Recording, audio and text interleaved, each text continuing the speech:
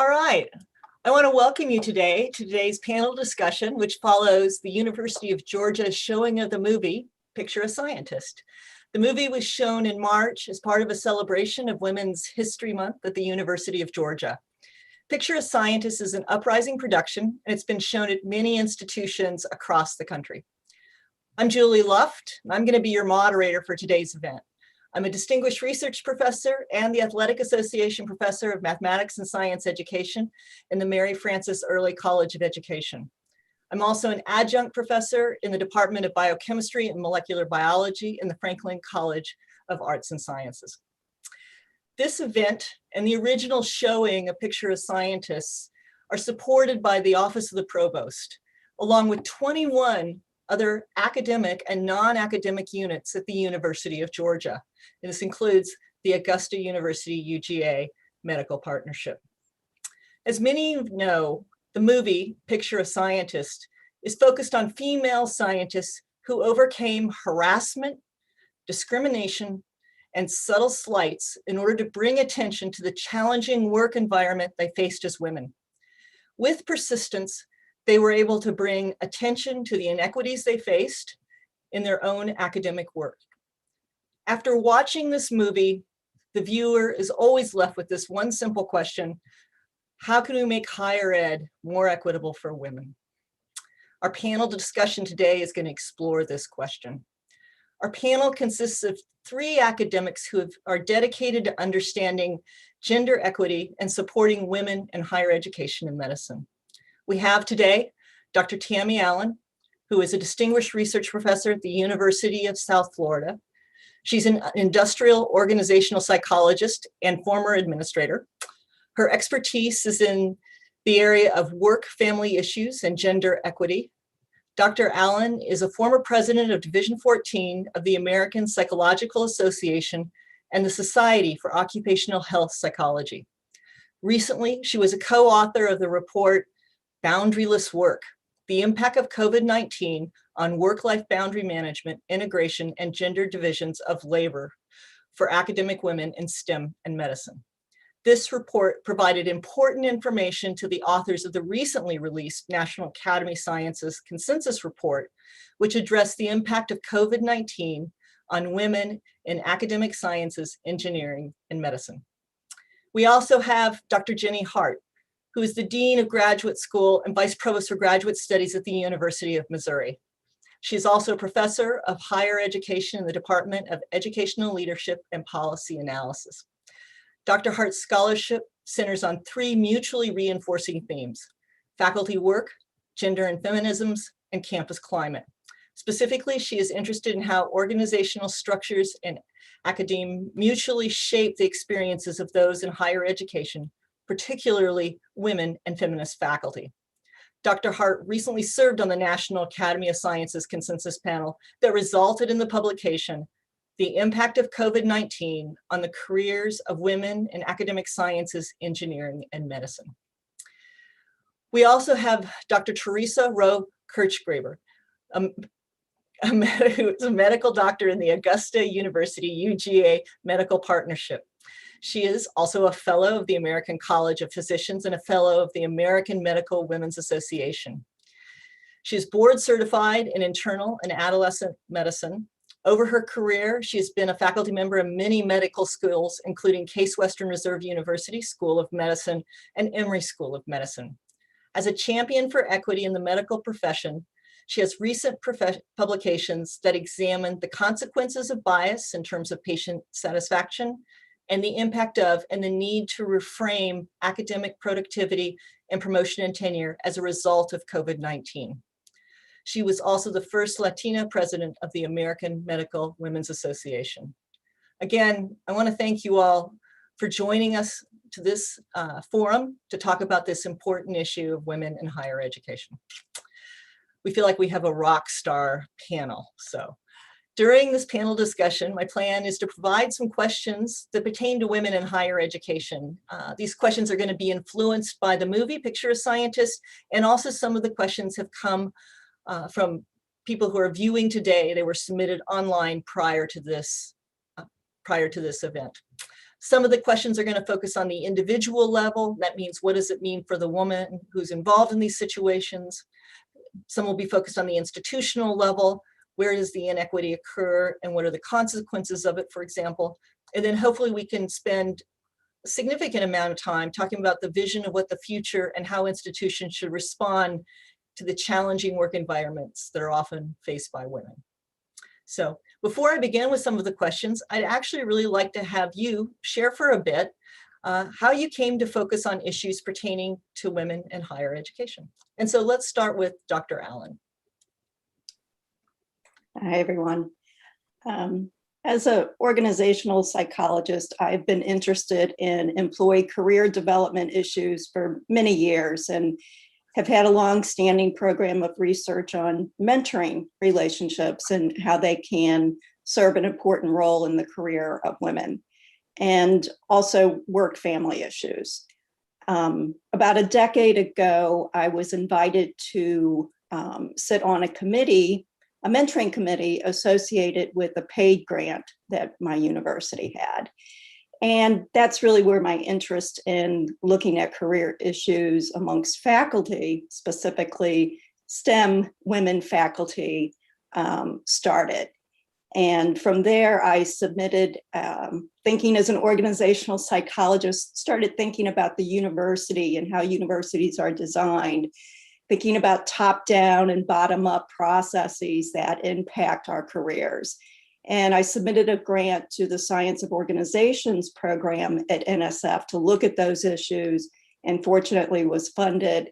And that started a program of research looking at career development amongst faculty. All right. Wow. Jump to Dr. Hart. Thanks. So I would say that I've always had an interest in gender issues in academia and gender issues more broadly. I served many years ago. I was a rape crisis advocate, and that really got me thinking about the role of activism. And as I transitioned into the academy, I thought more deeply about what does activism look like in the academy? And that really was my jumping off point to really explore gender.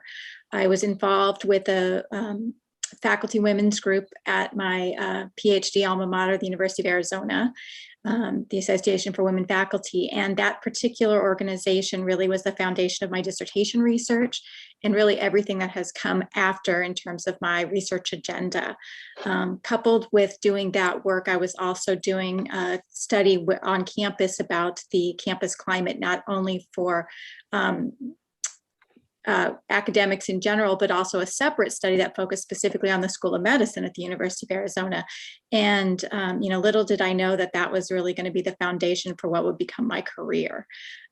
Since then, I've continued to explore academic work and how academic work shapes the experiences of faculty, especially women faculty and feminist faculty, and continue to do so to this day. Even in my role as an administrator, it's really important to me in my day-to-day work to make sure that as I'm thinking about policies and access and some of these other questions that are important for graduate education, that I'm thinking about it from a lens of equity. And certainly gender equity has always been kind of at the heart of that. Great, thanks. And Dr. Roe-Kirchgraber. Sure. Well, I think as many women starting early in their careers, we always think this isn't for me because it's already taken care of. Didn't this get, we had Equal Pay Act, we had all these things. Surely this is not a problem. And then as you start going in your career, you realize, no, wait a minute. When I graduated medical school almost 30 years ago, we were 30% of the medical school class. But we're not 30% of anything. We're not 30% of the deans. We're not 30% of the chairs. We're not 30%. So I think as we start kind of going along, we realize this is not just a pipeline issue. And then you get involved with groups, you get involved with other women and you start talking and you're like, now, wait a minute, And then you start looking at the data and you're like, yeah, there is something that's not right here. And at first, I think I took it personally. What am I doing wrong? What am I not doing? And then I think as I got more and more involved in looking at institutional policies and being involved with things like the American Medical Women's Association and actually looking at the data, I was like, no, it isn't just me. There's a lot more that we have to do. And I think now I'm involved mostly because of all those folks that are going to be coming behind me. I need to make sure that this path is not only smooth, but wide, and that they have the tools necessary to be successful, because we have to keep women in higher levels of academia at all levels. The amount that we miss out on by not having us up there, it's a lot. So now I kind of feel like it's my obligation to keep the ball rolling. Okay, thank you. So what I think I'll do is I have a few questions I want to ask, and we'll just open it up and you can respond to the question, you can respond to each other, and then we'll kind of work through it. So the first question I think I have today is, we can all agree that inequity can constrain the academic enterprise, right? But I'm wondering, in your opinion, what are the issues of inequity do you think that are often overlooked or unrecognized, but important for women to notice? And whoever wants to jump in first. I'll go first, and Tammy goes next for the next question, and we'll just kind of keep mixing it up a little bit. Perfect. One of the things I think that goes unrecognized is that lack of numbers in leadership. And unrecognized by, I mean that we notice it, but then we don't really see the pathway to get there. So we just don't necessarily, I think, always advocate well enough. Let me give you an example. Okay, so recently, a corporation was looking for a new position, a new chief of something. And the head guy got this call, oh, we've got this great guy on the list, he's ready to go. This will be a perfect. And his boss kind of said, well, he does look good, but who else did you interview? Where were your women? Where were your minorities? Oh, there aren't any. Seriously, there aren't any. You didn't look hard enough. And so, there's so much that needs to be done, but we need folks at that upper level saying, wait a minute. What do you mean there aren't any? We're not hiring him until we've had X number of other interviews.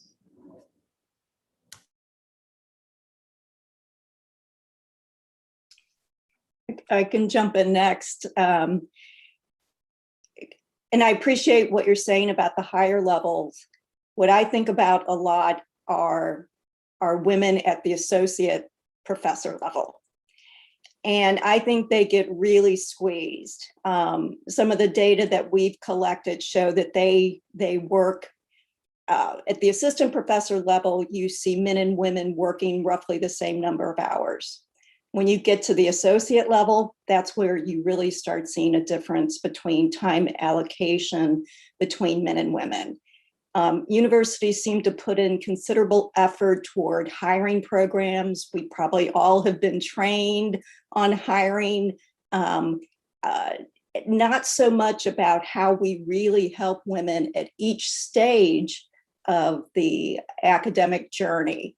An associate level is also where women take on more caregiving responsibilities. So their time allocated to dependent care substantially grows and is significantly different from the amount of time that male professors put in. Looking at that associate level where you often see the dropout before people get to even have a chance to apply for full, I think is something that needs attention. Yeah, Tammy, I completely agree. The associate level is a really challenging level and frankly gets very little attention in the literature. I think we're starting to see that more often now because people are paying a bit more attention to that. But if you look historically at the literature, we focus on undergraduate students, maybe a little on graduate students, and if anyone, it's the doctoral students. Then we focus on assistant professors and we focus on full professors. We don't focus on the associate level, nor do we really focus on non-tenure track faculty and contingent faculty, where we know women and scholars of color are much more represented.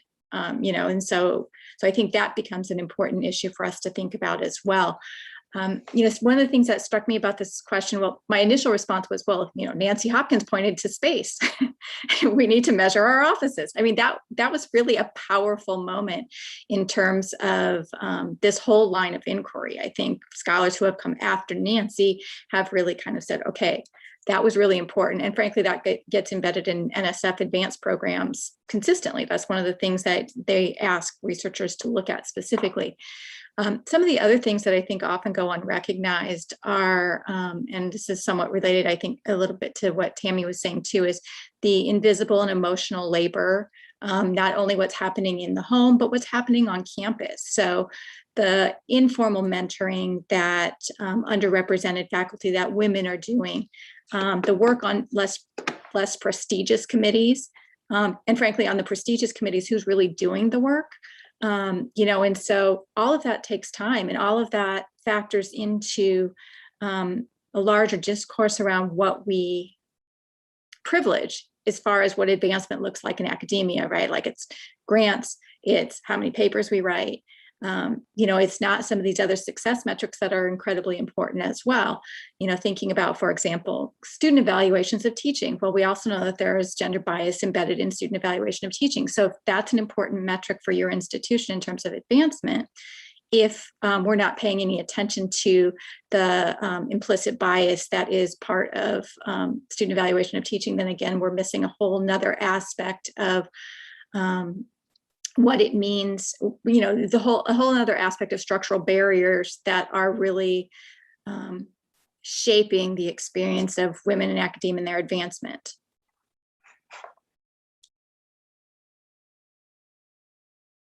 So I just wanted to follow up on that. So these are pretty big issues. What do you see if a woman sees this happening in their setting? I mean, what can they do? Thinking about leadership, or thinking about the idea of being at the associate level, or even, seeing what you're talking about, the bias that occurs. What are things, these are big issues. What are things that women should be thinking about in order to kind of address these issues? And if you have additional comments that were related to the question before that too, please feel free to chime in.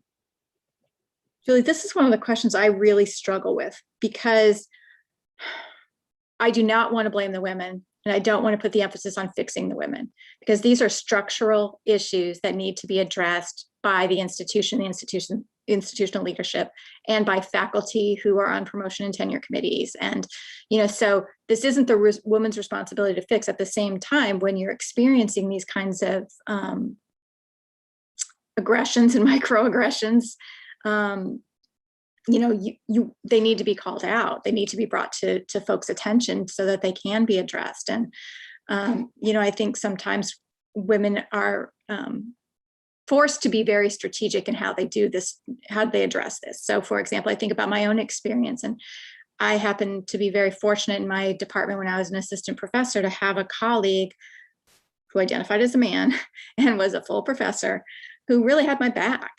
I knew I could go and talk with him and say, okay, here's some of the things that I'm experiencing. And I felt comfortable enough, but this is not true for everyone who's a early career faculty member, to speak up in meetings. But I also knew he was going to have my back and was going to say, yeah, that's right. Or if my voice didn't get heard, he would be, reinforcing and amplifying my voice by jumping in and saying, you may have missed what was just said here, but here's something that's happening, and creating inequities for our early career scholars and women scholars specifically.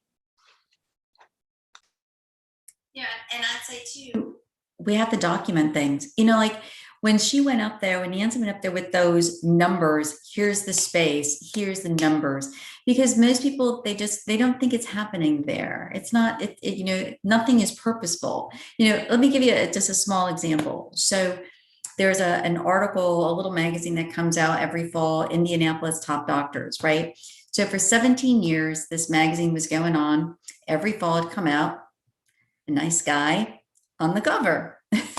So I called up and I'm like, I've been here for 10 years. I don't think I've ever seen a woman on the cover. Like, what's the deal? When was the last time?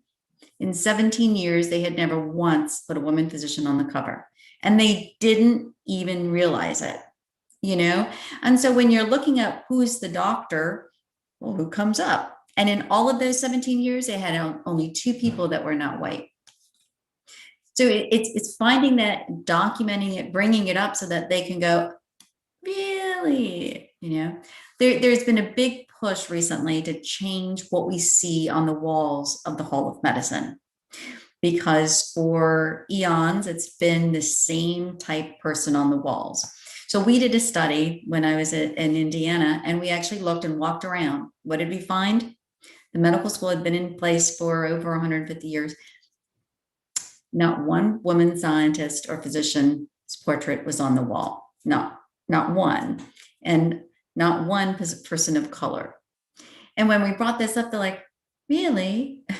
So at least that's been changed, so that now when you walk around, you do see 2 African Americans and 1 woman portrait on the wall.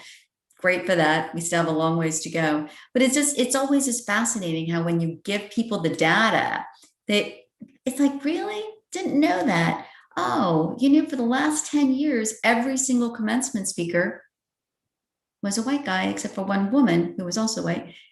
Really? Oh, and then things kind of changed a little bit. So I think one is being able to document it if at all possible, and how, because I think numbers and data, science speaks volumes, and it's not just an idea or a feeling, but we have to get some data behind it. Yeah, that's it. I totally agree. I think documentation is so important. And even for maybe things that you perceive as small slights or little things, or you're asking yourself, oh, that really didn't mean anything. When you start adding up a lot of those, that didn't really mean anything, it often does mean something. So I do think it's important to empower ourselves and junior faculty members to be their own advocates.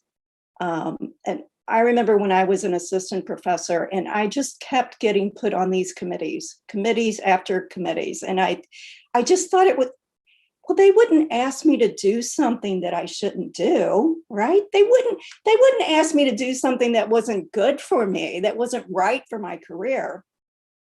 So I had to do some sense making with others. And that's why it is important to have a group of allies, mentors, peer mentors to talk these things through with. And, so that gave me the courage to start saying no. But it was a lesson that took me a while to learn. Those are great suggestions. I appreciate that. And thank you for bringing up those important issues. Another question for you.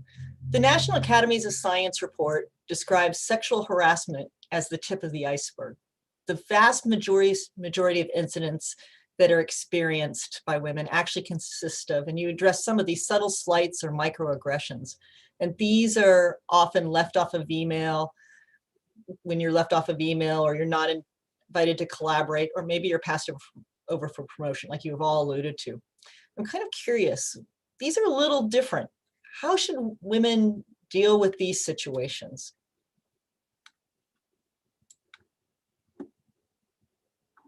And are they any different from documentation or finding advocacy?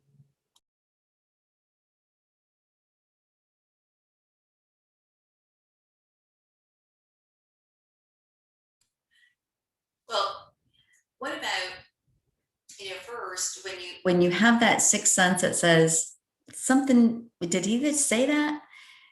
That it helps if you have a colleague who is also, perhaps if you're doing something on a similar basis, that you're always in the same meeting, that you have that colleague that you can kind of look over, and you have this agreement that they're going to go, yeah, that just happened, so that when you bring it up, you don't feel like such an idiot.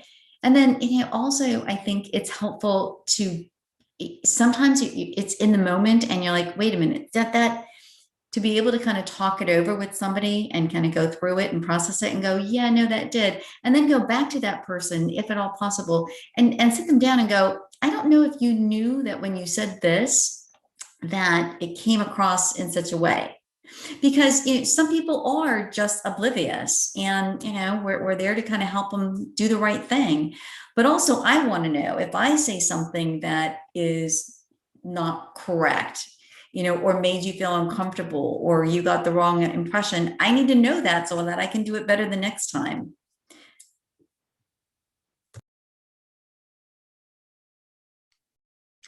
I do think a lot of the same strategies we just talked about are relevant here as well. Calling out these issues, drawing attention to them. Of course, contextualizing it with one's emotional and material well-being. Being really sensitive to that. The importance of allies here. The importance of mentors. The importance of a network outside of your unit.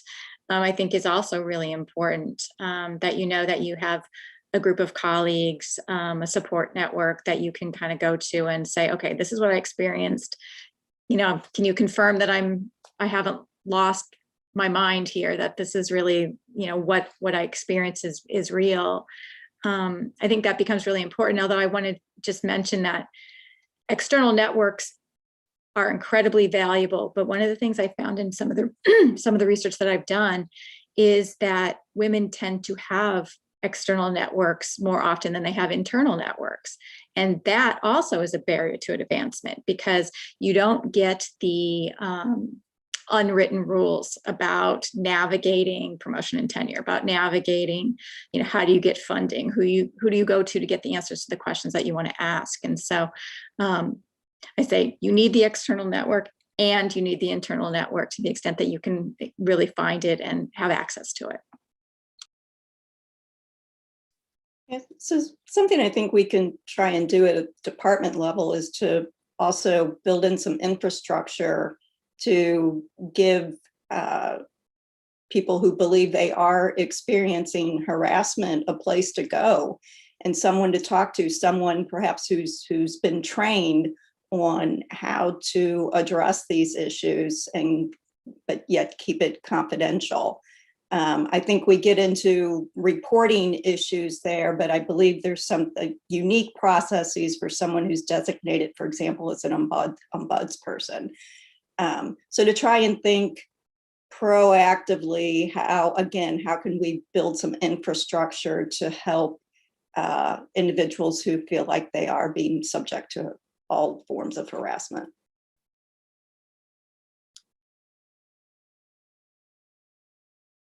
Thank you. I think that really helps a lot to help people understand, have potential ways that they can react. And we will go on to talk about institutional pieces, but I have a hunch that this is gonna pick up some other issues along the way. So when we come to talk about that, we'll have a broader view. So we had a question that was submitted online prior to this event, and I'm just gonna read it to you. So how can we prepare women to handle the sexism they will eventually encounter in graduate school and within their careers? And I just want to give you some context here. I'm a PhD student about to graduate, and I didn't realize what was happening to me until I watched this movie. And then I realized that I was experiencing subtle sexism every day. I wish I'd known sooner, because I feel like I was imagining this was happening to me. I don't know what to call it. And because it was not outright sexual harassment. I'm just kind of curious to catch your response to this, because I'm sure several people who watched this movie were also surprised to see some of these pieces that often really work to keep women at bay in a lot of situations.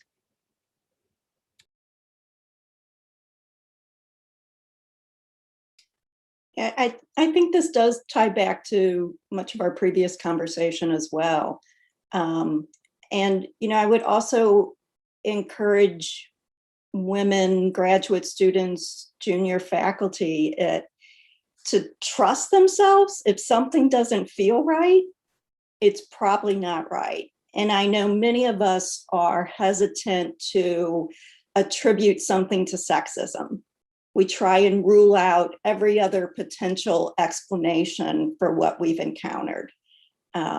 So, that is where, again, you want to talk to allies and do sense making with others and document, and, look for patterns of behavior. And yeah, it can also take a different form as you progress in your career as well. There can be some paternalism early in your career that you don't take for, sexism, but it really is. And then as you progress, you have tenure, you become more successful, you become more of a threat, and the sexism looks a little different. So having some, understanding about the different forms that sexism can take, trusting yourself, and again, having others that you can do some sense making with, I think is really helpful. I absolutely agree, Tammy, with what you're suggesting here. I think it's important to recognize that it may happen, and frankly, that it will happen. And, I think I have struggled a little bit as an academic, but ultimately landed on the side of truth telling.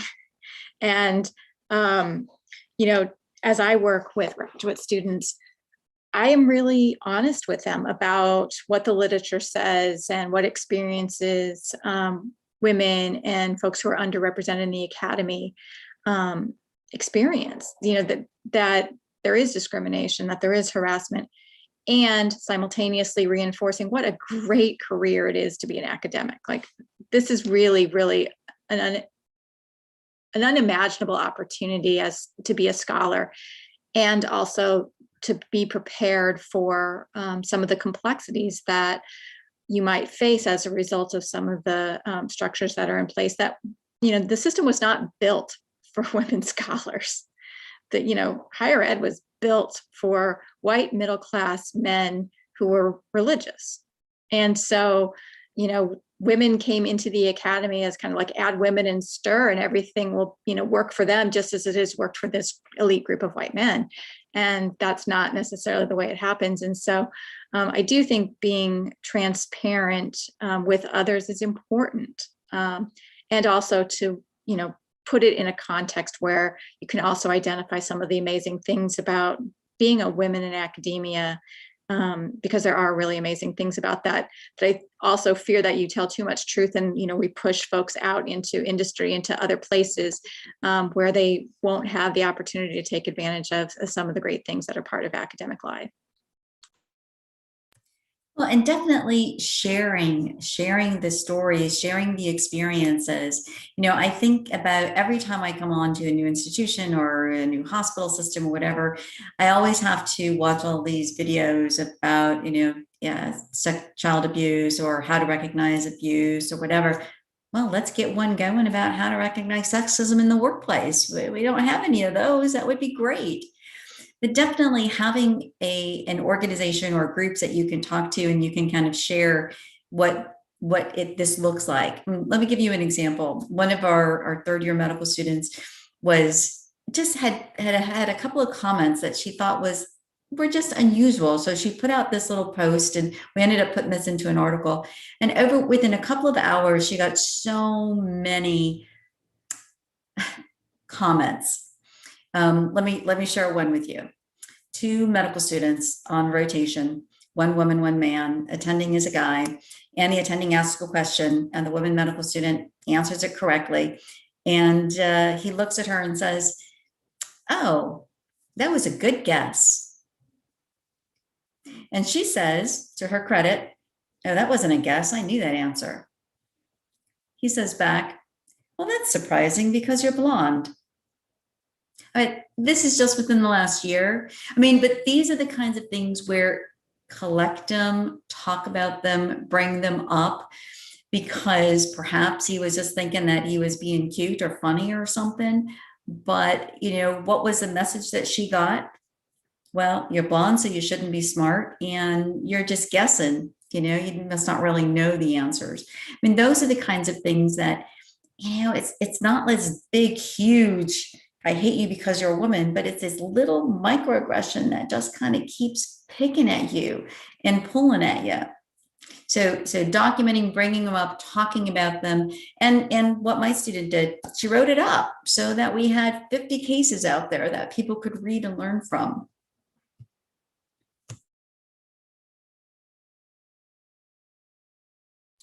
Well, I've heard my fair share of blonde jokes.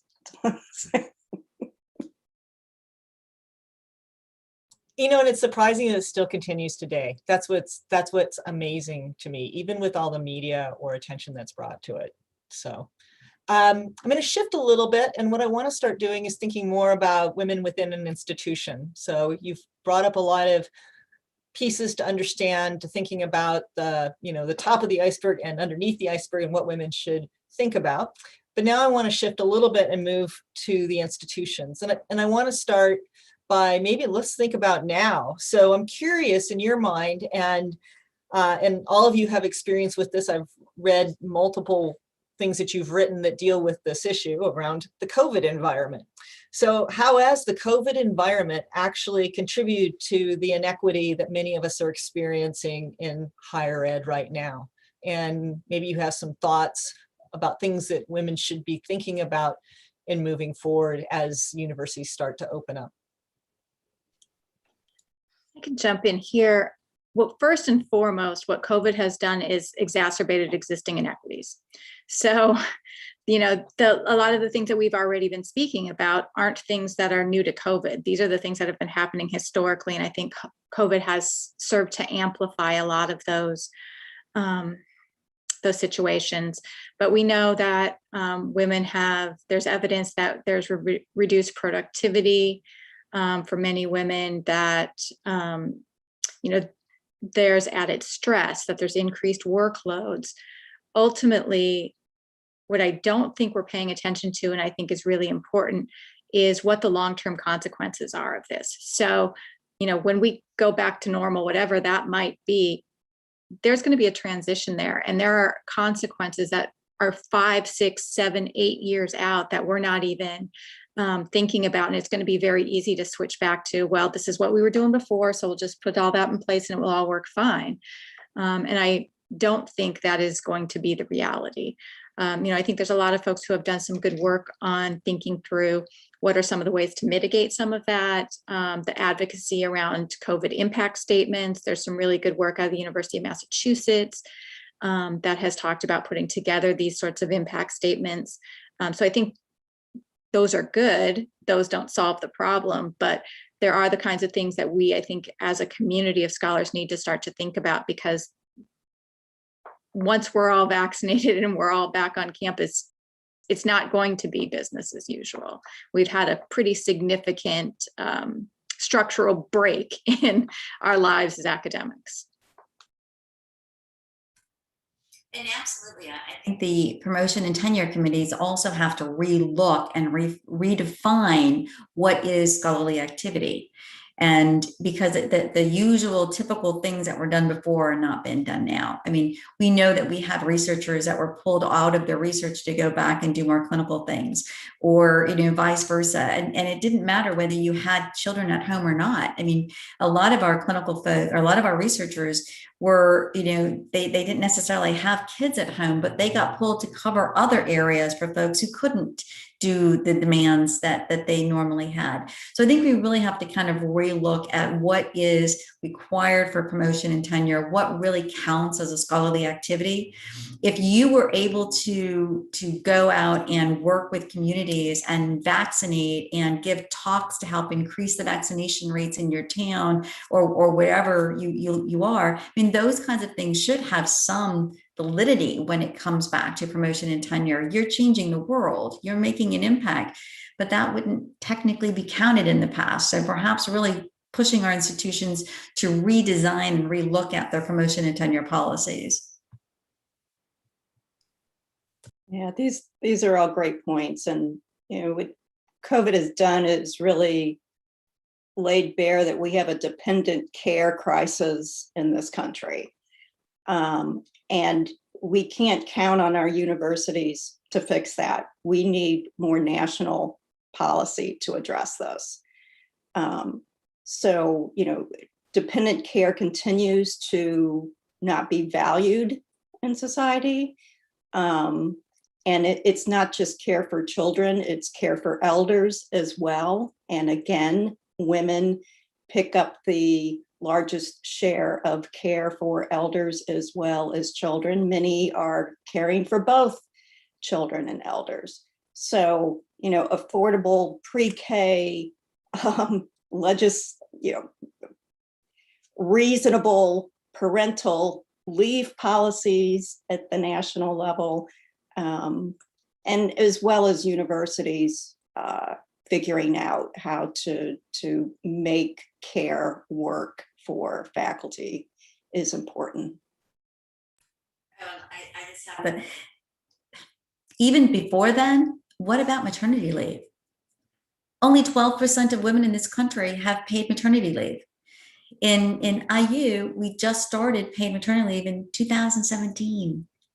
I mean, oh my goodness. And the hospital system still don't have paid maternity leave. I mean, so even before COVID hit, there was this huge need for resources to provide for women when they have to be out of the workplace for a little bit.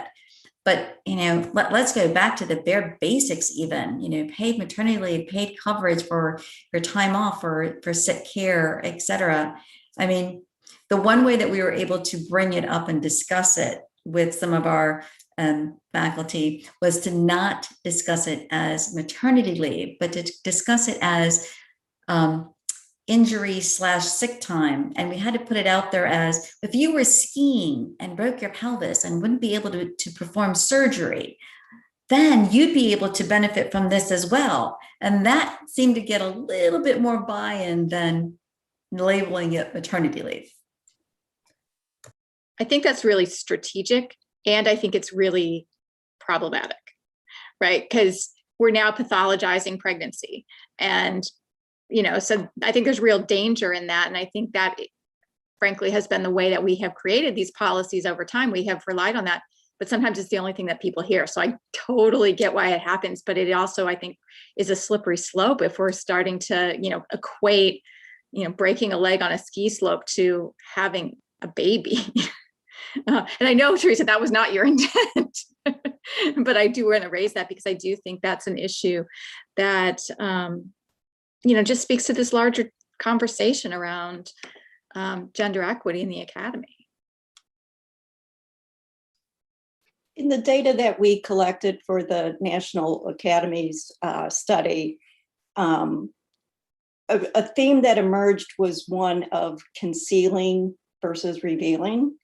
And with everyone doing remote work, we've all had experiences where, someone walked in the room, you hear dogs barking, and some women were choosing to reveal because they wanted to actually normalize the fact that we have children and pets and partners and a life that is outside of work, while others were very concerned about that because they really wanted to be viewed as a professional.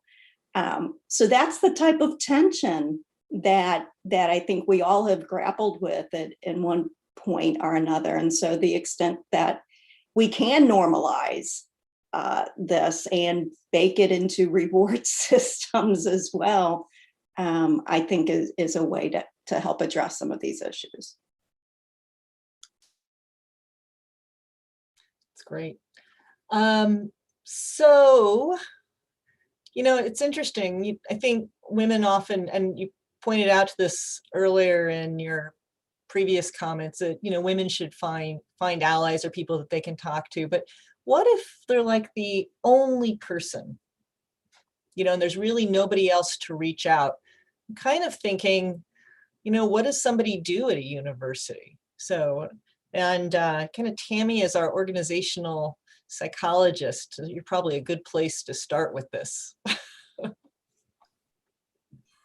Yeah, so that's you go through graduate school, and hopefully you have some graduate school colleagues that are at other institutions that you can tap into.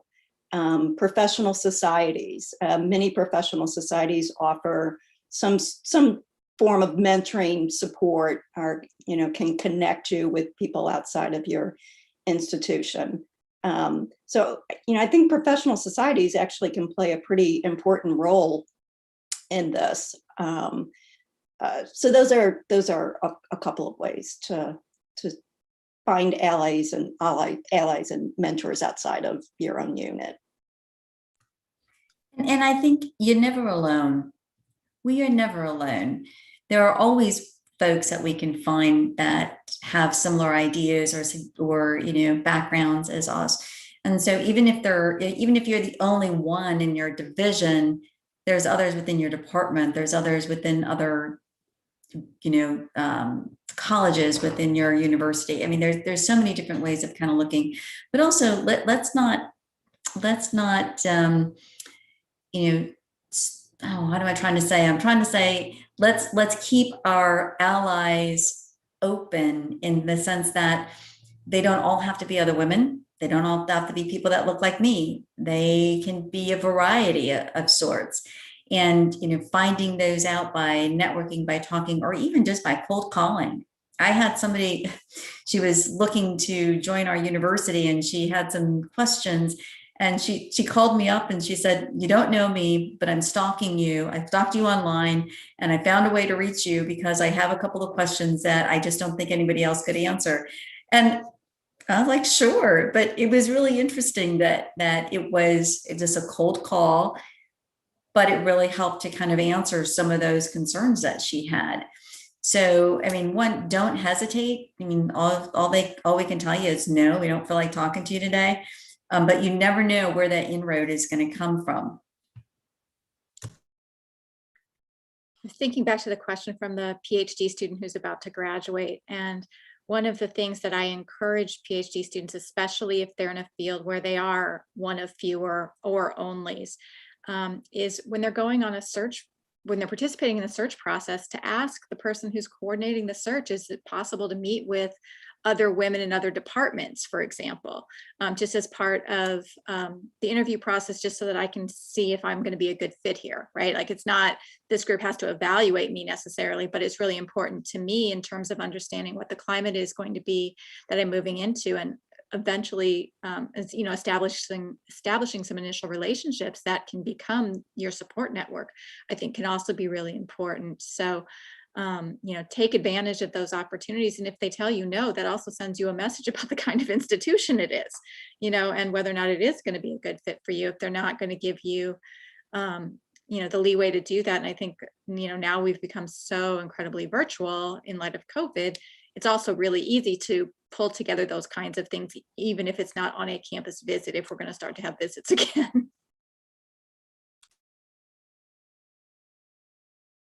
Those are great thoughts. I really appreciate them. So in the movie, there was an emphasis on the role of data in order to address inequity. And I'm kind of curious, what type of data do you think we need, and what kind of data is really important to address inequitable situations? And I'm wondering if you have any experiences in this area, or what you're thinking about in terms of what could be high leverage data.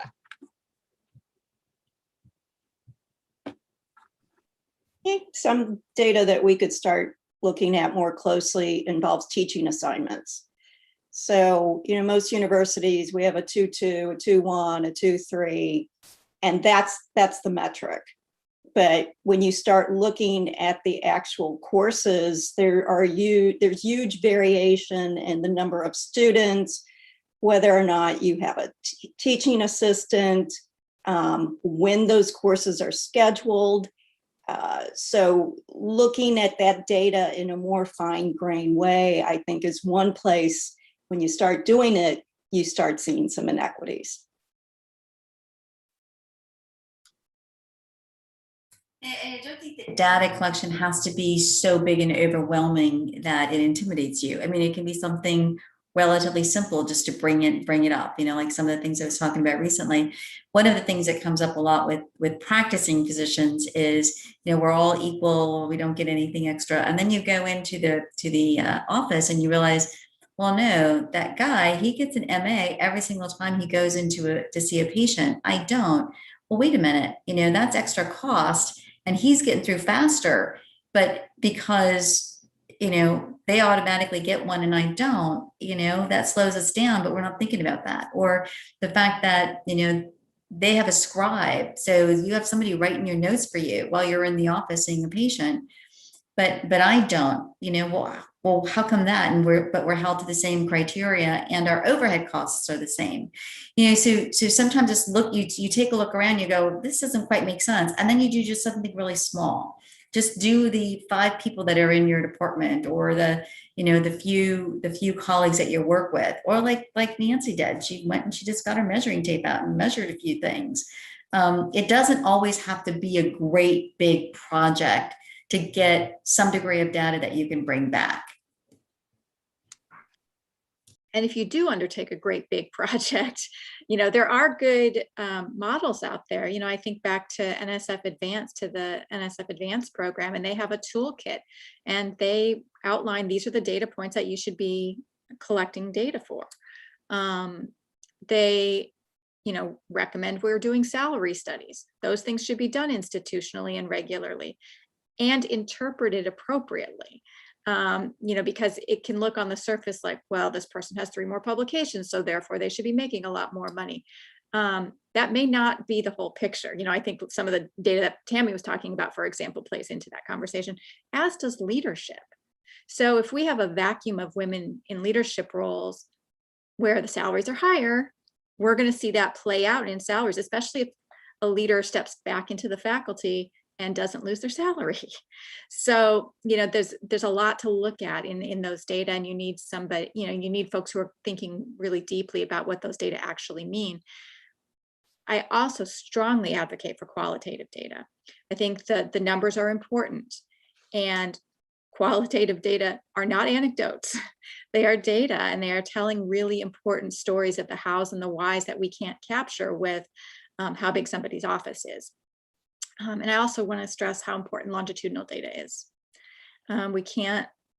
It's good to have a snapshot in time, but to be able to look at this, particularly if you're looking at a cohort of faculty, for example, following a cohort of faculty is a longitudinal way to look at how these experiences evolve over time. And I think that also becomes incredibly important to consider as you're thinking about the role data play in trying to highlight where there may be inequity, and to figure out an intervention point in order to address those inequities. I'll just add something real quick too, is conducting exit interviews. So when individuals do leave the institution, finding out why, and that's a form of qualitative data that I think is really important. And not done enough.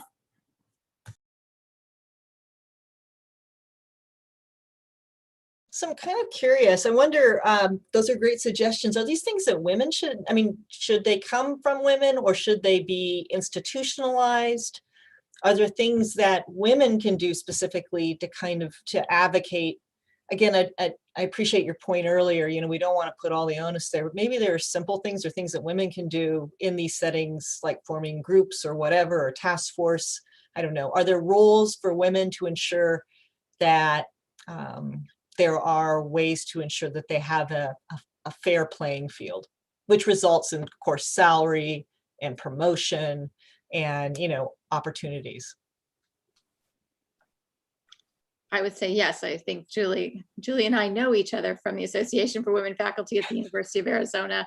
And that's an example of a grassroots group of faculty women who decided they were going to come together to begin to identify and ultimately address inequities that they uncover through data collection, through, and they use really interesting and important strategies in terms of trying to leverage the ideas that they have. They go talk to the president or the chancellor and say, okay, here are some potential solutions that, it can be really important in trying to move the conversation forward rather than just presenting the problems at hand. And I think many campuses have these sorts of grassroots groups that can be really instrumental in doing some of this work. Lots of campuses have committees on the status of women.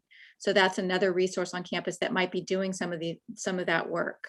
So there are potentially other resources on campus that can be really helpful in trying to move the agenda forward, and know that you are not at this alone. And that there might be strategies embedded in those organizations that allow the face of those organizations perhaps to be more senior faculty members who might be perceived differently in terms of kind of identifying those points of tension.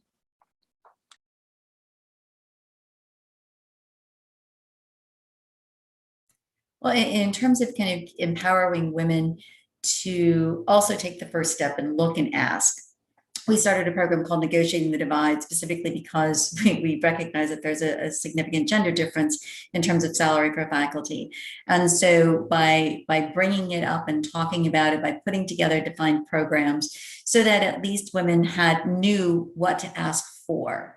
For example, we always tell about, we had 4 medical residents who were coming out and working in the exact same program. They basically had done the exact same thing, the exact same training. 2 were going to be earning more than the other 2, even though they were all told there's no negotiation about salary. So what had happened? Well, the 2 guys thought to ask for a signing bonus, and the 2 women said, they told me I couldn't negotiate, we're done. And on July 1, the guys are making $10,000 more than the girls. So telling that story and making sure that the women who were in the Negotiating the Divide program at least knew now to ask for, because sometimes when you're told this is it, this is the way we always do it, you're like, well, wait a minute, there's more here that can be done. So I think absolutely changing the institution, but also giving us some of the resources and empowering us to know when to ask the right questions, where to go, what the resources are, and that these inequities even exist. Because for some of us, we didn't even realize that they were out there. So I think about the culture of the university or any organization, both in terms of its formal culture and informal culture. And I really like this idea of grassroots efforts, because that's an informal form of culture change that can actually be much easier to execute and see movement than formal change that has to go through all these layers of bureaucracy and top-down approvals. So these grassroots efforts, sometimes it's a little, because it's more time, this is another commitment. But if you can get a small group of committed people together and grow that group and really have a lot of energy around an issue, that is where you can really see change take place. These are great suggestions. All right, we have another question from the audience. So this question was, what's the best way to go about getting funding for women in STEM to work in these areas as part of their job? And so I imagine the question isn't just about getting the funding, but how do you make it part of your job? So, right, you just don't want it to be additional uncompensated work. And I know one of you suggested the NSF Advances program. I mean, there's probably some external ways, but any other thoughts about ways to seek funding and ways to, this could be a directional change for academic work, but ways that women in STEM can make this part of their work?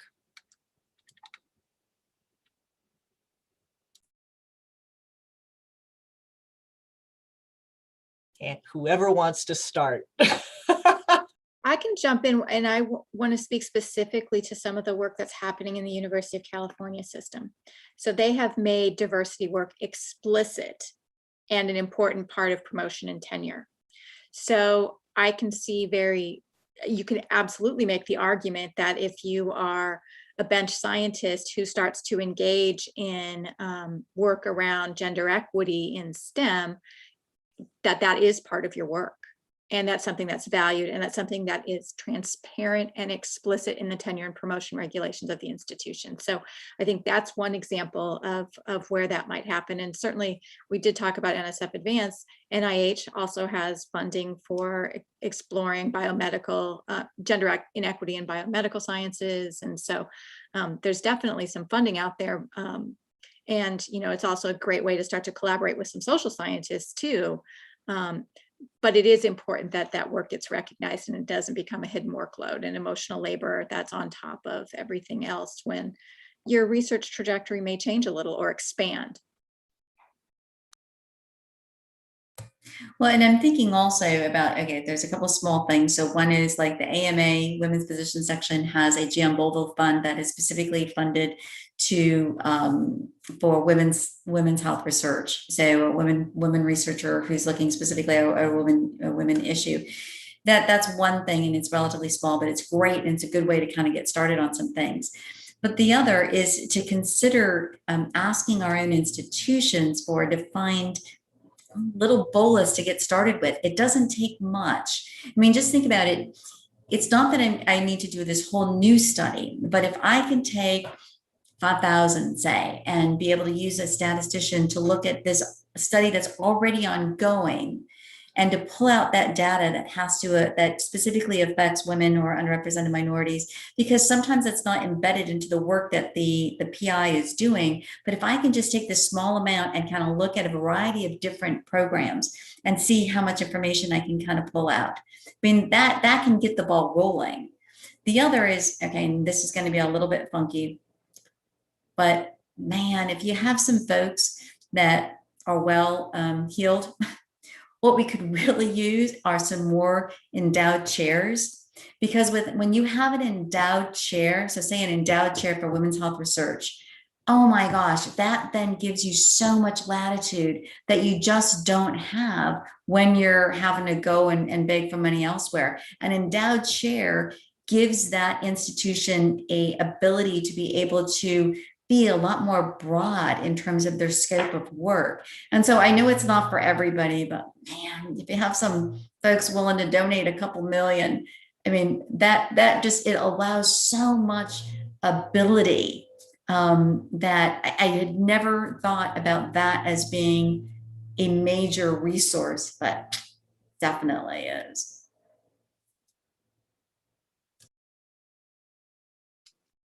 I love that. More endowed chairs for this work. The only other thing that comes to mind is, you know, ask for a course release. The worst thing that can happen is that you're told no. And you won't get it if you don't ask. So make the case, you know, if it can be used as time that could seed a grant or ties into the strategic objectives of the university or the college, make a case and see if that's a way to get the release time, at least, to help in that effort. Well, and also too, it doesn't always take money. So I created an elective so that our medical students could do some work as an elective. And that's how we actually got the information about the pictures on the walls and the number of commencement speakers and all this other kind of stuff, because they were doing it as a defined elective. So it didn't need any additional funding. And that's the only way it got done, because if I had asked for the money, we'd been talking about it for years and years and nothing had ever been done. So I think sometimes if there's some ways that you can be inventive and find ways of getting things accomplished without necessarily having to pull in big dollars to get it approved, sneak it in. Great suggestion. I like that. And it gives, you know, a nice entree into the profession too, right? Good for a report or a publication or something else.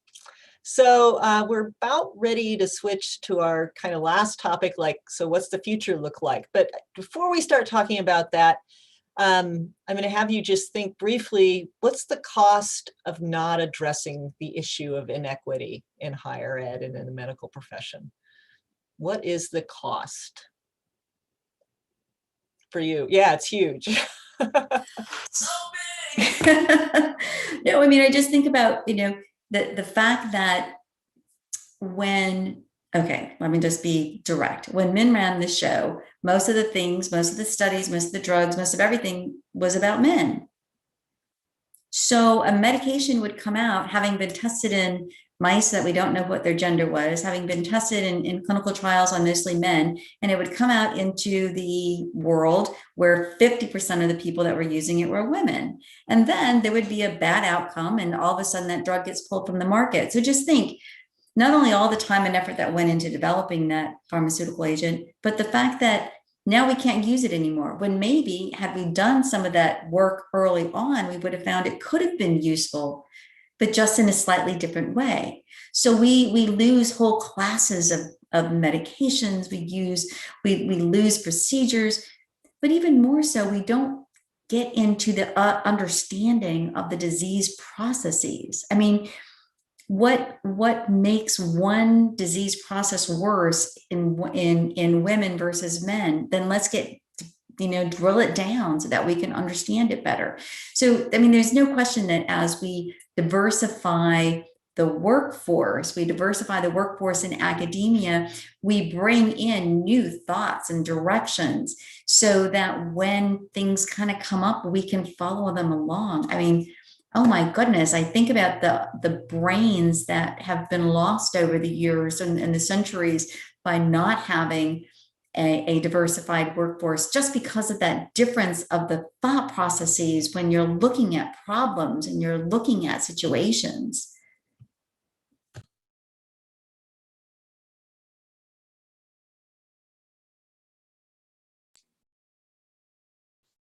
I think that is, right at the heart of this question is what are the contributions? We're not maximizing talent. We're not maximizing collaboration by perpetuating these existing inequities. And, for the individual, it's their lifetime earnings, right? Like, so if we think about salary inequity, for example, the amount of money over time could be millions of dollars, depending on what your starting salary was as an assistant professor moving into academia.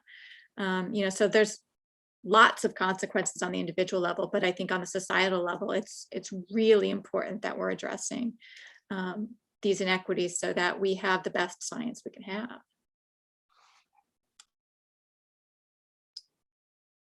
Yeah, I keep seeing these reports where what's happened during COVID is going to set us back an entire generation in terms of reaching gender equity. How so much of the unemployment has been for women. So not just talking about the academy, but the workforce at large. I think it's pretty frightening. And I think we probably have only scratched the surface in terms of really understanding how huge of an impact this is going to have on the careers of women. And the World Economic Forum just released their report, which helps to show how the gap has increased just in this 1 year. So I know that sounds really pessimistic, but I think it's the conversation we need to have so that we can start thinking about potential solutions. Well, and let me be very concrete. So the AAMC, the American Association of Medical Colleges, released a report not too long ago that looked at the percentage of women physicians who either stop practicing medicine or go down to part-time within 6 years of completing their training. 40%. Now let's just think about how many patients does that equal? If we don't fix this inequity, if we don't fix the workplace, we have women that are stopping. I mean, they're stopping seeing patients. They're stopping taking care of people. That's huge, because if we don't have a healthy work environment, if we don't have a healthy workforce, then that affects our manufacturing jobs. It affects everything. So yes, there are very concrete reasons why inequities have to be addressed and have to be fixed. We need to be able to keep our female physicians working and loving what they do and feeling well compensated for what they do. this is the perfect pivot time to say, all right, so what are some promising approaches and things we should be thinking about? And we are really listening to you here, especially at the University of Georgia. What are some things that if you could dream and dream big and also dream reasonable too, that we could do? Okay, I'll throw in a few things. One would be like having a lot more transparency at the institutional level, so that we know what folks are doing, we know what they're making, we know what the expectations are, and they're relatively clear. The other thing is to consider having more openness, I guess, about what Title IX means and how to utilize that. Having more younger folks onto the committees that actually review Title IX cases, things like that, so that we started out kind of early on. I don't know, Dr. Allen, Dr. Hart, you have some other specifics?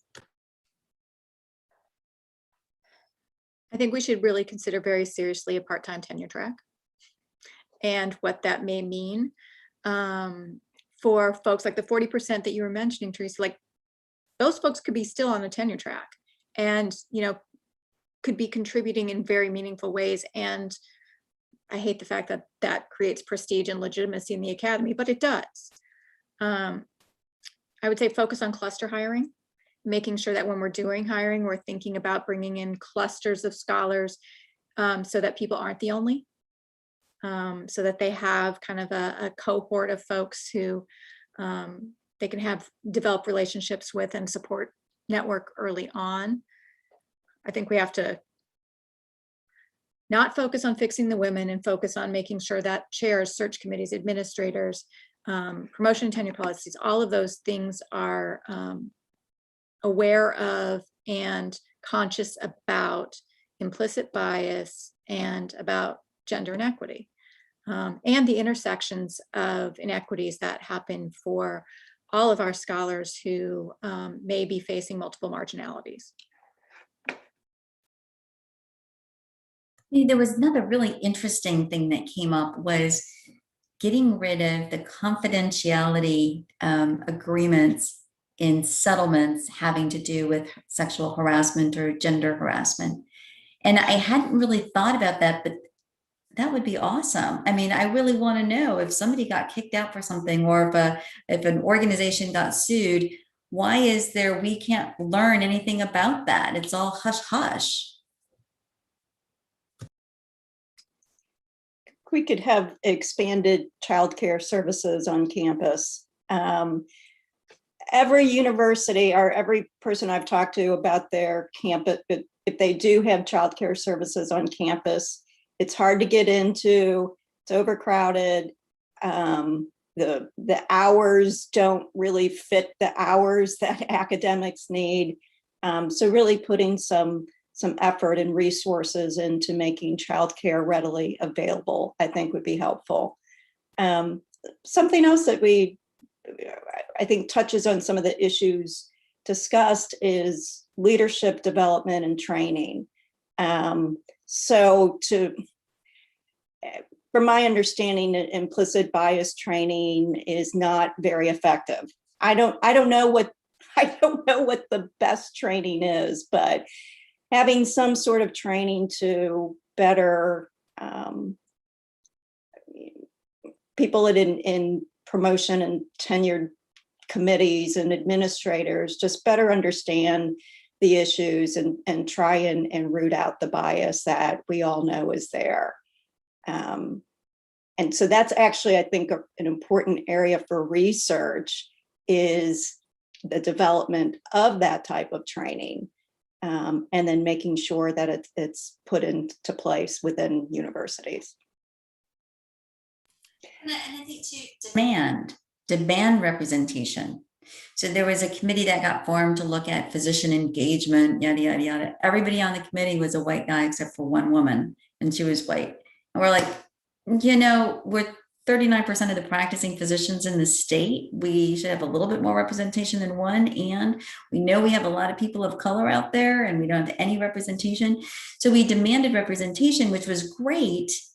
And they said, okay, from now on, we're going to have one person from the diversity council and one woman on every committee. Well, then what happens? You have the same folks being on them, all the committees, and there's no reimbursement for it.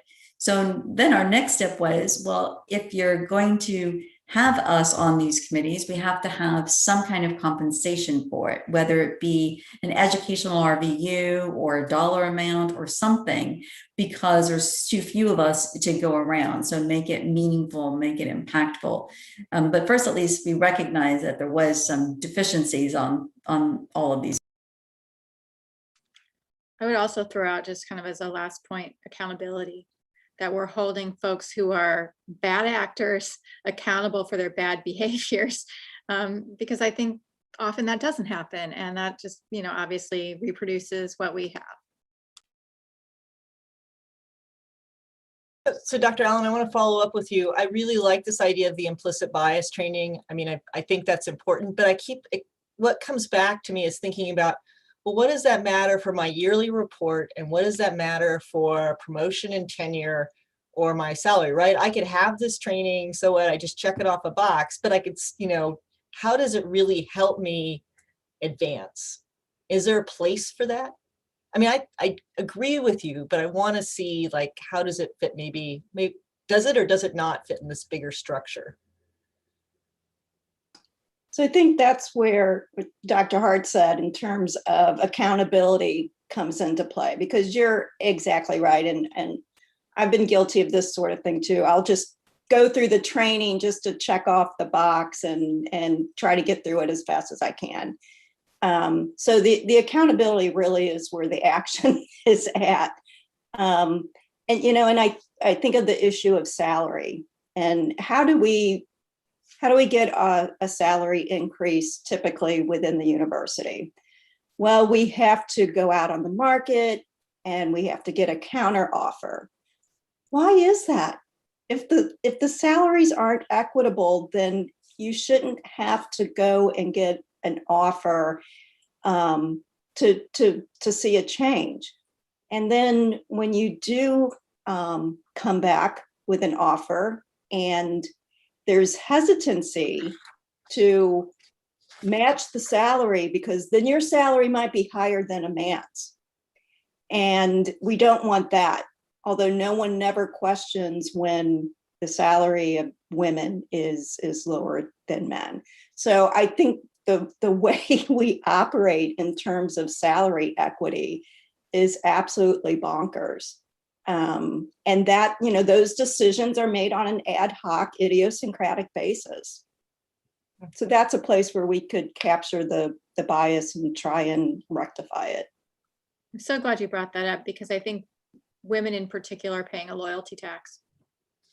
If they are not willing to search because they really don't intend to go anywhere, they're trying to get a salary raise, or tend more often than not to be place-based, that compared to our men counterparts, we're paying a penalty for not looking and not considering a departure from the institution in order to be able to increase our salaries. And so then we become compressed, and that just further exacerbates the issue.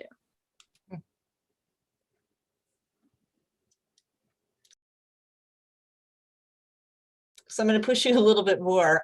I like really concrete actions. These are great dream things. So, so what does this mean? Like, do we have to come up, if we have a yearly review, how do we write this in the review process? Or how do we constitute these committees that have people on it?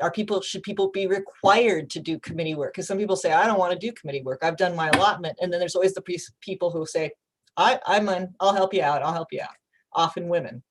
So give us some really concrete actions too that you think may be promising. I know you pointed to California, and I think so. If there's some other ones that you can think of that are really like have a lot of promise, or you think have some utility, that would be good to hear.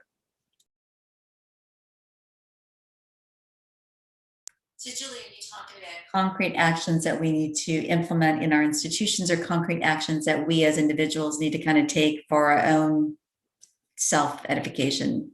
In the institution. So it could Okay. be, and it could be you having enough, if we know to do this action, hopefully we're hoping that people have enough advocacy to step forward and say, hey, this is something we should do.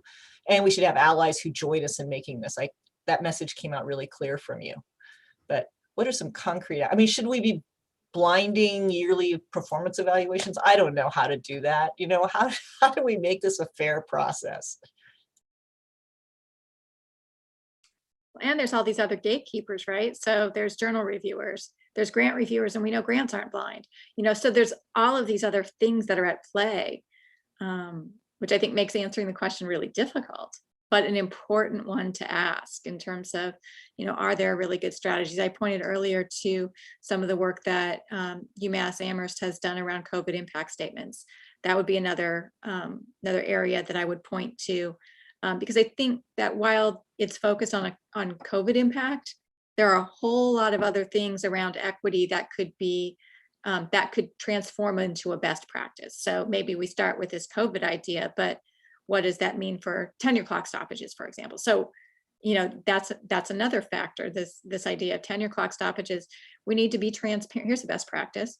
If you're a chair and you're writing somebody as a potential external reviewer, be very clear that they're only supposed to look at the time that was counted. Not because you have an extra year on your clock, you should have one more year's worth of work. And then if people fail to follow your directions, then you have a responsibility as a chair to address that and say that, this was an oversight, give that person the benefit of the doubt. But ultimately, you need to be really clear. And I think leaders have an incredible responsibility in the P&T process to be able to contextualize some of these things that may pop up that are related to inequity. Yeah, I'm thinking also of some very concrete things that we can do right now. One is we can ask that our departments always do an exit interview, and then be able to sometimes share those exit interviews, maybe in an anonymous fashion or something like that. But that everybody should have an exit interview, and somehow we should learn from that. The other is we should have, so for example, the Women's Council should be on, there should be a member of our council on every search committee, or at least on every interviewing committee, so that they can see us and we can see them, and regardless of whether they want to or not, we're asking some specific questions. And but also for those of us who are on those committees, then we should somehow get credit for that, again, either on our resume, on in an educational RVU or something like that. But those are some really specific things that we can ask for right now. I think the other is thinking about medical school faculty. The AAMC does a fabulous early, mid, and late career faculty development program for women. We should be ensuring that we have access to that, and that if our institution isn't supporting us, that they find out why. Because in many institutions will support their women faculty to go to those, all expenses paid, with the time off needed from work. That really says a lot. So look and see, does your institution do that? And if not, why?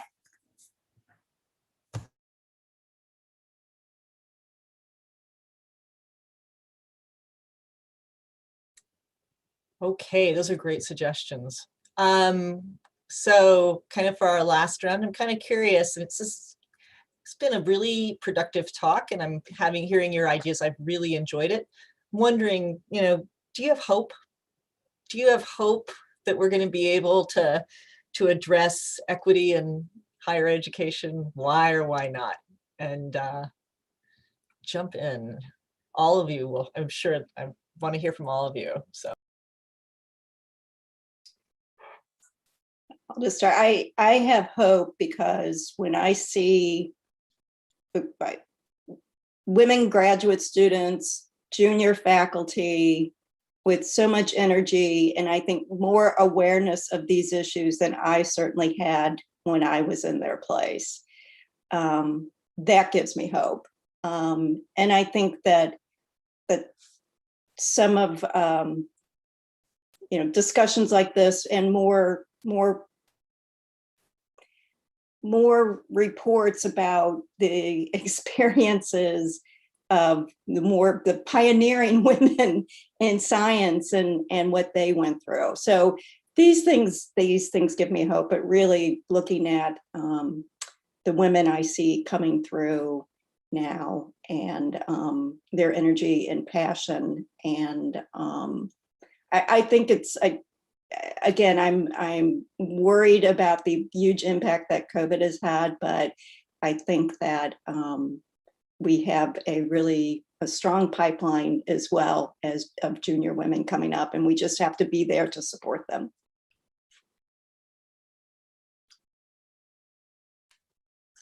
In a very strange way, COVID has given me some hope.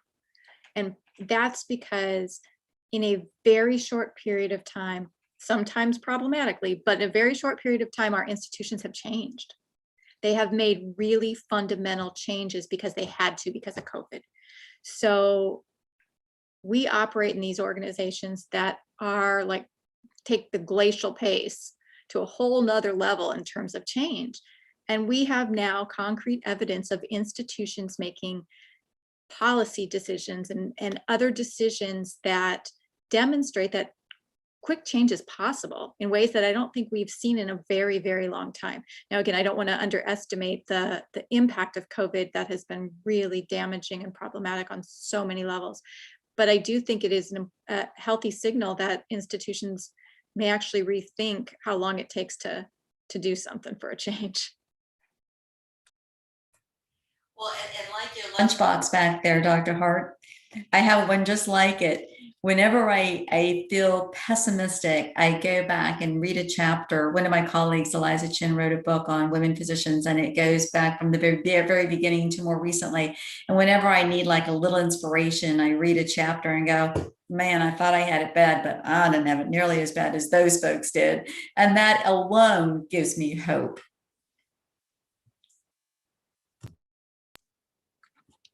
I have hope too. And having this discussion gives me a lot of hope. I'm glad that we have the intellectual thinkers as you are at the forefront, giving us a lot of things to think about. I really appreciate the time that you gave us today and the sharing of your ideas. And I'm sure we will continue to think of them here at the University of Georgia. So any last words before any last fleeting comment you would like to make to the community before I give you your official farewell? I think about the quote that I like the most is, well-behaved women rarely make history. I live by that.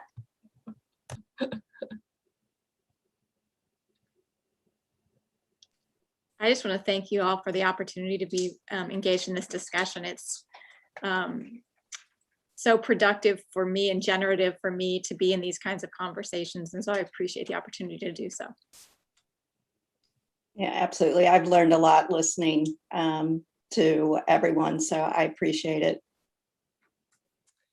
With that, thank you again. It was wonderful to have you here today. I appreciate the generosity of your time and your thought. You've left your thumbprint on this community. Thank you. Bravo.